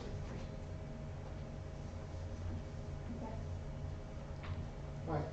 So first of all, I'd just like to say thank you and send you kind of rays of support, sunshine, because what you're doing is you're fighting for vulnerable single parents with young children. They're not going to show up on their own. So thank you for working with our county and for working with the city of Deloitte. This is clearly a needed thing, as was pointed out. It makes sense that this is part of our infrastructure, because whether we like it or not, this is a fact of life. And we can pretend that it doesn't exist, and we can put everybody but families under bridges, but we still need to, you know, provide for people, married or not. And what I was just curious really about is this going to affect financially the county in the sense that you would be providing some services? Does it mean that the county would need to provide more services or less services? And will this like save county money in some way? That would be an interesting angle since we're looking at spending.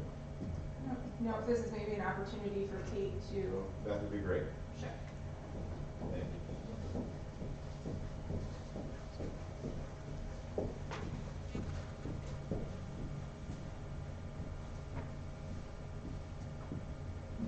So as was mentioned, this particular project and effort as it stands in terms of county commitment involves explicitly that $3 million that was requested for capital.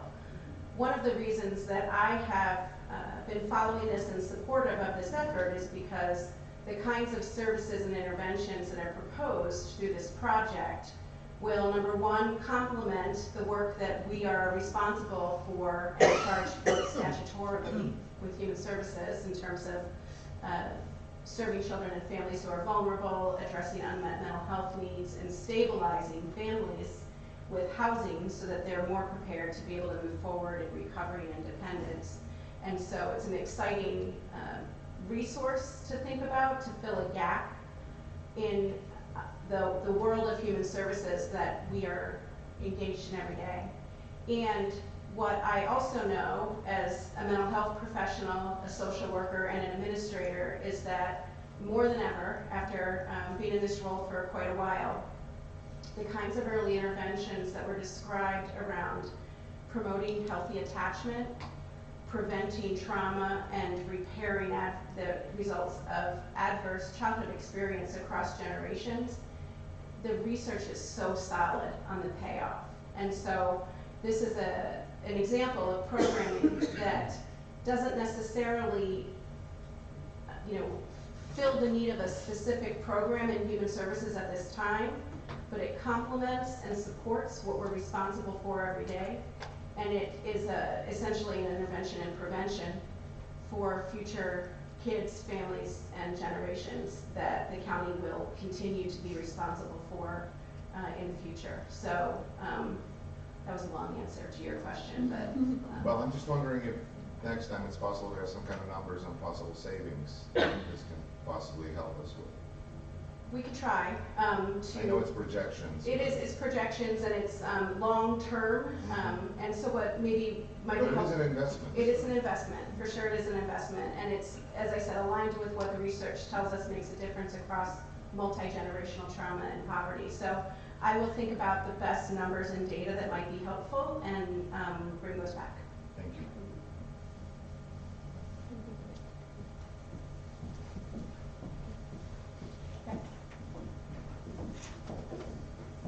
Thank you. I'm also in awe of the task that you have before you. I'm going to come from a little bit different angle. I really want to see this program succeed. And I think there's a skill, and I almost don't know how to say this, but I think there's a skill in choosing the people that are going to be involved in this program. If you don't do it well, you can destroy the program. There are people out there that would scam the system.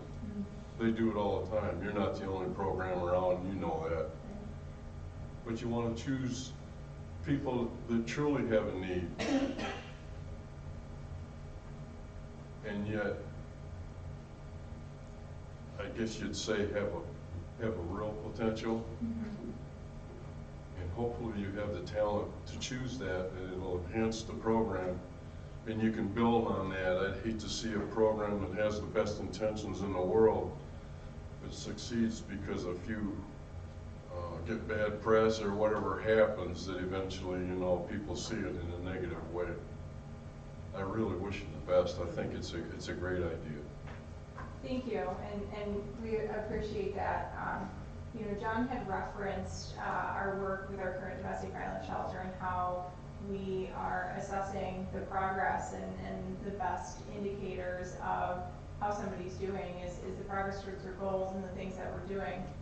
That program is an emergency, is a crisis-based shelter program. So when somebody calls at 3 a.m., we have shelter, we need to bring them in. The benefit with this program is that the referral list that we're talking about bringing these individuals in through is referrals from other local service providers. So we know that they're connected in some way, they just don't have that housing piece, but that means that we can meet with them and we can talk with them and we can have them fully understand, and we can acknowledge what this service is, and is this a program that you're interested in, and making sure that this is an agreement. So we have the ability to engage the family and engage the participant of this is an opportunity, this is something that we want you to be engaged in, and do you feel like this is the best fit for you, and do we feel like this is the best fit for us? So it's more of an ongoing conversation and assessment than what we're currently doing on a crisis-based.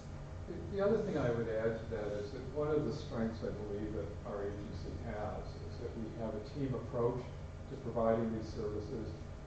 And that means, as a practical matter, that maybe one provider can be misled by what's going on with the clients, maybe two at some point, but it's very difficult to mislead all of the staff that are working. And we have created a culture where staff are willing to challenge each other, and occasionally I get pulled into the conversation, and I have no problems challenging my staff as to whether or not they're seeing progress accurately, and if there's ambiguity about that, how we can take steps to clarify whether this person is really using this program in a way that it will benefit them and their children, or whether this is just a way station along to some other destination.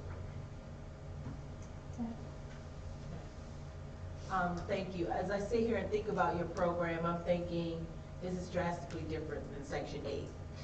I'm hearing skills building, I'm hearing helping people get a job, I'm hearing helping people build their credit so they can then own a home, I'm hearing working with the child, I'm hearing a whole lot of things that happen under one roof. So in order for, and then you take you have a person coming into a facility or a building, and by the time they leave in 2 years, all of these things have happened, hopefully, by the time they leave in 2 years. That is drastically different than Section 8.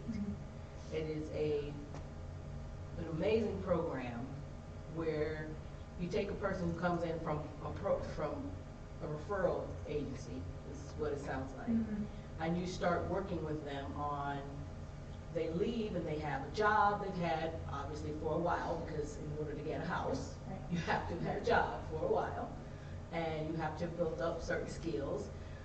You work with a child, and I can tell you, having owned my own business for 20 years, and not having even realized how my kids have watched me go to school, go to grad school, build a business, you don't realize how much they have watched you, and now where they are, right? And I can say I'm quite proud that my kids have never sold drugs. I'm just gonna say it, right? Because they've never belonged to a gang, they've never sold drugs, and they have careers. And that's because they watched me. I remember my son saying, I remember when I was in grad school and I was doing my homework, and I remember him saying, you've been doing your homework for 8 hours, right? Because I'm in grad school. But I just remember them watching me and watching how I moved along my life, and nobody in my family went to college. I was a first generation college student. And I broke the cycle of welfare in my family. My kids are not on welfare. That is huge. And that's, as I listen to what you're talking about, trying to break that those generational habits. That is drastically different than Section 8, and that's what I'm hearing about your program. So thank you for the work that you're doing. Thank you, and I appreciate you you sharing your story with us, because that is exactly what we're hoping to do, right? Breaking that generational cycle. So, any other questions? Well, thank you all. We hope to see you all in a few weeks. Thank you.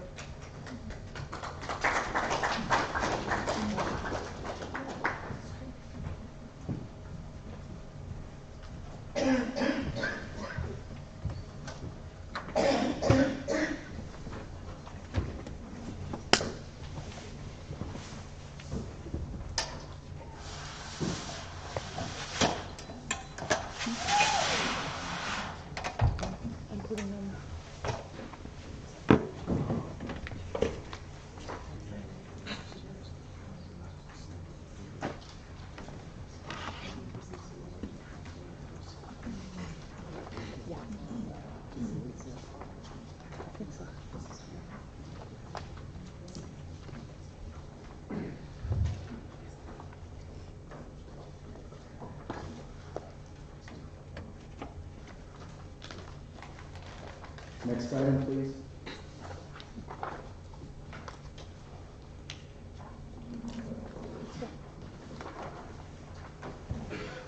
Next item is item 11, new business.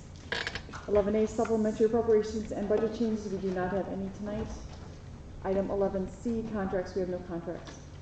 11C, authorizing additional funding for Butler Institute for Families to complete the child welfare assessment. Moved by Supervisor Henderson, seconded by Supervisor Bryan. Supervisor Henderson. Thank you, Mr. Chairman. In October of 2021, this board directed the county administrator to identify and develop a contract with a consultant with expert knowledge of child welfare to conduct an assessment of Rock County's child welfare system. This action followed concerns expressed by foster parents and other system stakeholders that included case practice, supervision, safety, time to permanence, and staff turnover. Implementation of new requirements under the Federal Family First Act is also through to be contributed into these concerns. In January 2022, this board authorized a contract with Butler Institute for Families, housed in the Graduate School of Social Work at the University of Denver, to conduct the assessment. Butler Institute was contracted at a fixed price cost of $114,300 to complete a designated set of tasks, including establishing a local steering committee to help guide their work, holding focus groups, conducting stakeholder interviews, conducting a case file review, developing a policy brief about the Federal Family First Act, and preparing a final report with recommendations for improvement. In anticipation of the need to expand the scope of the project as it progressed, an additional $11,430 was included in the project budget as contingency, bringing a total contract budget to $125,730. As anticipated, the project scope did expand for three primary reasons. First, given the interest in the project by community stakeholders and wanting to ensure all voices in the community were heard, Rock County and Butler staff decided to expand the number of focus groups and interviews conducted, which resulted in a 72% increase in these meetings. Again, this was asked for by the community. Second, the Wisconsin Department of Children and Families did not authorize Butler to have direct access to the EWIS-ASCO system. While this is typical, it resulted in the need to reassess the case file review process, including additional time for on-site review. This further expanded the time needed to complete case reviews. Finally, the addition of on-site case review pilot was necessary to be able to provide information to the steering committee to ensure the randomly sampled cases reflected the case types intended by the steering committee. This was also necessary to ensure the case documentation contained sufficient information answer the questions contained in the case review instrument to provide relevant data for the research questions identified by our steering committee. As a result, additional funding is needed to complete the project, with much of the work on the case file review still outstanding. The additional $23,270 in funding needed for this purpose is available in the Human Services Department budget and would be transferred from another account. The new project timeline identifies the project, which will now be completed by the end of November. We would appreciate your support so we can finish up the last phase. Thank you. Thank you. Comments?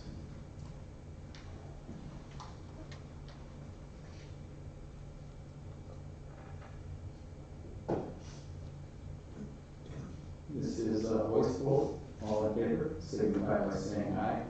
Aye. Opposed? Next item, please.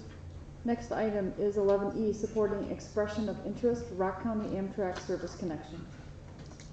Moved by Supervisor Farrell, seconded by Supervisor Stevens. Supervisor Farrell. Thank you, Mr. Chair. Basically, what this resolution does is for the Rock County to send a letter of intent of interest to get rail passenger service to Rock County. Before I give you some of my brief reasons for supporting this, I want to read a letter that Christine Rebold sent today, or yesterday, to the Rock County Supervisors. She's a director of the Janesville Area Convention and Visitors Bureau. She says, I am writing today to offer support for bringing passenger rail service to Rock County. As a refresher, tourism in Rock County is a key economic driver, with visitors to Rock County spending $237 million in 2021 and supporting 3,716 jobs with a total personal income of $114.2 million. Rail service is a key component for tourism in Rock County, particularly for international guests who are flying into Rock County to attend events such as the World Water Ski Show Tournament or meetings such as the International Pheasant Seminar sponsored by McFarland Pheasants. While Van Gelder bus service provides us with transportation to and from Chicago O'Hare and Dane County Regional Airport, there's no viable way to use the Milwaukee Airport and come into Rock County. Passenger rail service, including access to Milwaukee, would allow us to use Milwaukee's airport and improve access for international guests. Passenger service is also a vital mode of transportation those with disabilities who are unable to drive independent vehicles. Visitors to our office who are visually impaired or have other disabilities which make them unable to drive their own vehicle often ask for information on passenger rail service. We are currently unable to assist them. As the parent of a young adult with disabilities that prevent her from independent transportation, rail service would allow her greater opportunities to travel independently and gain vital life experiences that result from travel. I think Ms. Reboud sums up what my belief is. I want to emphasize on this resolution, there's no risk to the county. There's no cost to the county. There are no negatives that I know of. This is merely to explore the idea of bringing rail service to Rock County, to connect to Madison, to go into Milwaukee County. I can see this only as a plus. The naysayers may say that this is going to cost us a lot of money. Well, they should read the specifics of a bipartisan infrastructure law. There was $17 billion granted for new railway traffic in the Midwest. This is not some pie in the sky dream of mine. This is a reality. I think per the guidelines of the Federal Railroad Administration, I think about 5 or 6 years of operating expense will be funded by them. The capital cost is funded by the federal government. So in summary, I would ask all of the members here to ask yourselves, would giving our citizens a choice to use rail service, is that a plus for our county? I think it is. We should give them the choice. Do they want to use rail? Do they want to drive? Personally, I know a lot of people that do not particularly want to drive to Milwaukee or to Minneapolis or other cities. They feel much more comfortable taking rail passenger service. I think there's been articles about the drain of citizens, people leaving our state.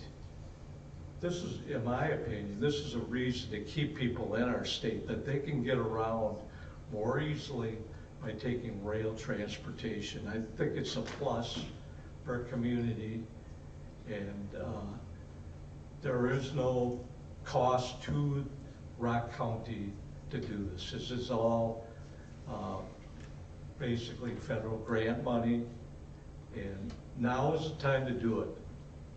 We've been without rail traffic or transportation for years in this county. Now is the time to be aggressive and submit our letter and see what happens. I'm a realist and know that this is not a surefire thing. And I also know we're competing with many cities in our state, by the way, like Eau Claire, La Crosse, Green Bay, etc. So we're not the only ones in the game, but let's at least try to do it. I don't see any negatives to it. Thank you, and I hope I will get support for this. Thank you. Thank you. Comments? Supervisor Ryan? I know in the past they had rail service from Janesville to Chicago, and it was suspended because of low participation. So it's been here before, and people didn't want to utilize it. Thank you. Supervisor Ryan? My question is that we're wondering if we're gonna get it from Chicago up to here to Madison to Milwaukee.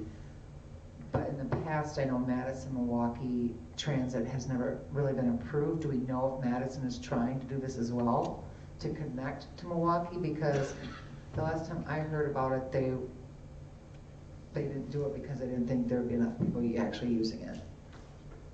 That's my only question is, if we have it coming here, but then if we have it to try to go somewhere else and no one really uses it, then it's there and sitting. Supervisor Stevens, did you have your hand up? Yes. Thank you, Chair. This is just a letter supporting expression of interest. That's what this is, Mr. Chair? Yes. Just a letter supporting expression of interest. Thank you. Supervisor Collin, I believe you had your hand up. Let's just talk about the letter itself and not worry where the railroad's gonna go.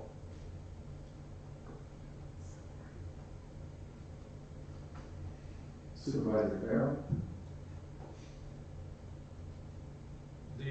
The letter of interest would be sent out.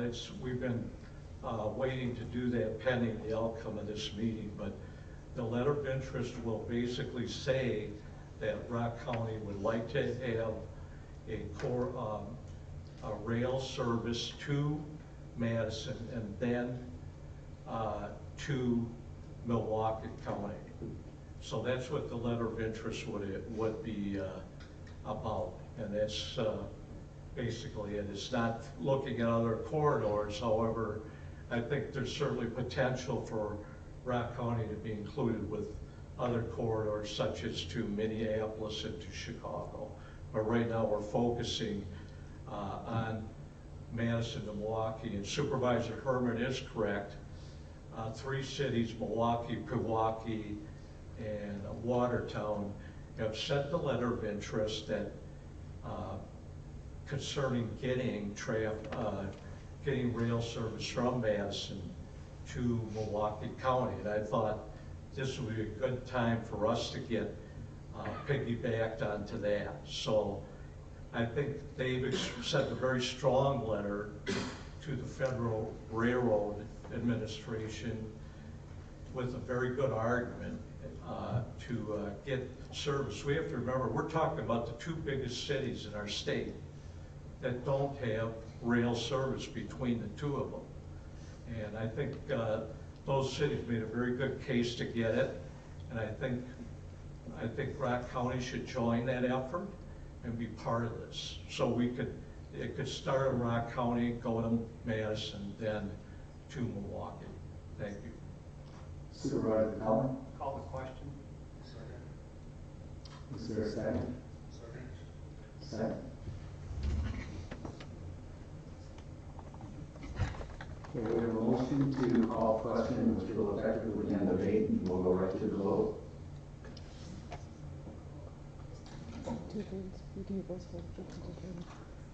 All in favor of ending debate, signify by saying aye. Aye. Opposed? Okay, on to the motion itself. Lisa, would you read that back, please? Supporting expression of interest, Rock County Amtrak Service Connection. This will be a voice vote. All in favor signify by saying aye. Aye. Opposed? No. Motion passes. Next item, please. Next item is E4, supporting the designation of the Madison region as an economic development district. Moved by Supervisor Herman, seconded by Supervisor Sweeney. Supervisor Sweeney. Thank you, Mr. Chair. We have James Otterstein to give a very short and concise explanation of this resolution. All right, well, hang on, we're going to run pretty fast with this, but in any event, good evening, and the purpose of this resolution is really procedural in nature, right? So at the end of the day, there's a lot of acronyms buried in here, and what this essentially does is this. It sets up the region for a more competitive economic development administration application. Why is that important? A couple of reasons. First and foremost, these EDA grants are extremely competitive, number one. Number two, these funds are increasingly awarded to projects that serve a regional population, a regional geographic area. More importantly, these dollars are increasingly allocated towards projects that address collaborative and collaboration, capacity building, transformational, sustainability, fill in the favorite buzzwords, right? Pick the administration, it happens every time. The reality is that city or zip code specific applications don't necessarily compete very well anymore. Back in the day, they did, right? A couple examples. Think of the I-90 Business Park down in Boyd. That was funded with some EDA funding back in the day. The same thing happened with the Kennedy Road Industrial Park here in Janesville. Things have changed in the grant world, particularly at the federal level, and more importantly in the ADA world. More importantly, in the state of Wisconsin, there's 9 existing regional planning commissions. For a variety of reasons, there's a long backstory with this. The County of Rock, as well as 5 other adjacent counties, are not included in a formal RPC. RPC, Regional Planning Commission, was a formal mechanism to draw down and to receive EDA funds back in the day. A way to get around that provision is to establish yourself as an economic development district. So the current resolution that's before you, which was identical to the one that was presented to the board back in 2013, effectively creates the regional mechanism through an economic development designation. Therefore, that enables the applying entity, which in this case is going to be the Madison Region Economic Partnership, to apply for EDA funds. This procedural step enables the region to be viewed at a more competitive basis. Doesn't obligate us to any funding, doesn't obligate us or compel us to participate in any way, shape, or form above and beyond what we may choose to do from staff or any kind or other types of activities, nor does it prevent us from applying for EDA funding on our own. We can still do that. But what it does is it raises the competitiveness of the overall application from a regional perspective, and that's what the request is to the board this evening. Questions? Supervisor Herman. Seeing as I moved to ask this, thank you for doing that, by the way. Thank you, Chair. My question is so like if we get in with this Madison Region Economic Developing District and there is something we want, I'm not sure how it all works. My question is, if we want some kind of funds, are we now beholden to Madison or Dane County to do it the way they want to do it? Excellent question. Because I know a lot of people have moved out of Dane County because they don't want to be in Dane County, so now, you know, you know what I mean? It's like people leaving California because they don't want to live in California, but then they want the same stuff in the new state they're in. So I'm just trying to, I don't want to be beholden to another county to get ED funds or whatever. Right, so that's a very good question. The short answer is no, there isn't a requirement or a stipulation that we must do X, Y, or Z. The way that the applications will be put forward, and have in the past, is they've identified 1 or 2 or 3 high-level issues that impact the region. One of those topics invariably will be workforce development. One of those topics will likely be land use and or transportation, since we were talking about transportation part of this. And there could be another topic that might be in the realm of locally capitalized revolving loan funds that don't come from public sources, right? So those are just a few to throw out. This particular mechanism and this particular step forward procedurally allows this region, which quite honestly has been collaborating over the last 15 years in a variety of shapes and sizes. Our office in particular has been engaged in that. Again, there are common threads, common linkages that bind us kind of together, but there are also differences. And on those areas where there are differences, we certainly voice those quite loudly, and we are pretty consistent with those. And so that's why we find common ground where we think, hey, we can work collaboratively on these particular topics. These other ones we're going to put in the parking lot and not worry about at this point. So moving forward, my anticipation is, if past practice is any indicator of future practice, these grants that are written on behalf of the region that come from the Madison Regional Partnership will take all of those themes and considerations into account. Because we're not the only county that has those particular interests. And more importantly, we're not the only county that has kind of those areas that are lack of collaboration on, and we're not going to move either forward or backwards on. In other areas where I think there's really some gain in mileage to be gained by cooperating when and where some of these funds can be made available. The beauty of this is, A, they make the application, B, they're responsible for all the reporting, and if anyone in the audience has ever had to deal with the EDA for reporting, it's miserable. I'll just be real blunt about it. It's not a very fun process. We went through an EDA project during my tenure here, and hopefully don't have to do another one because it was not enjoyable. But having said that, can I guarantee 100% that there won't be something slipped into an application that says, hey, you as the region should do this? At the end of the day, those things are going to be measured, they're going to be held accountable for it, and if the needle doesn't get moved in a particular direction or area, it will show up in the reporting, and we'll go from there. But the reality is again, this doesn't bind us, it doesn't require us, doesn't compel us to necessarily do anything per se, and doesn't require us to write a check either. Questions?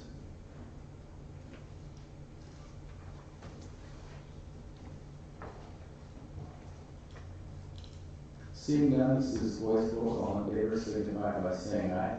Aye. Opposed? Thank you. Next item is executive session. And for us to have an executive session,